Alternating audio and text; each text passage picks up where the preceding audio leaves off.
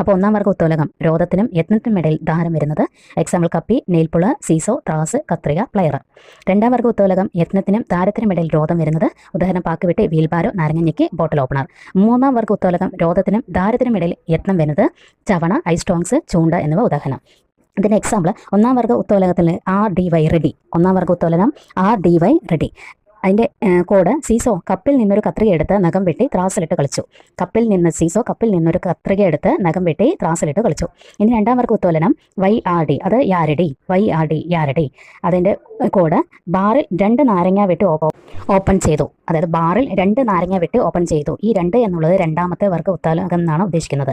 അടുത്തത് മൂന്നാം വർഗ്ഗ ഉത്തോലനത്തിൻ്റെ RYD ആണ്. RYD. അതിന് നമുക്ക് റൈഡ് എന്ന് പറയാം. RYD ride. റൈഡിൻ്റെ കോഡ് എന്ന് പറഞ്ഞാൽ ഐസ് ചവച്ചു. ഉദാഹരണം ചവണ, ഐസ്റ്റോങ്സ്, ചൂണ്ടയാണ്. അപ്പോൾ ഐസ് ചവച്ചു. അപ്പോൾ ഒന്നാമത്തെ സീസോ കപ്പിൽ നിന്നൊരു കത്രിക എടുത്ത് നഖം വെട്ടി ത്രാസിൽ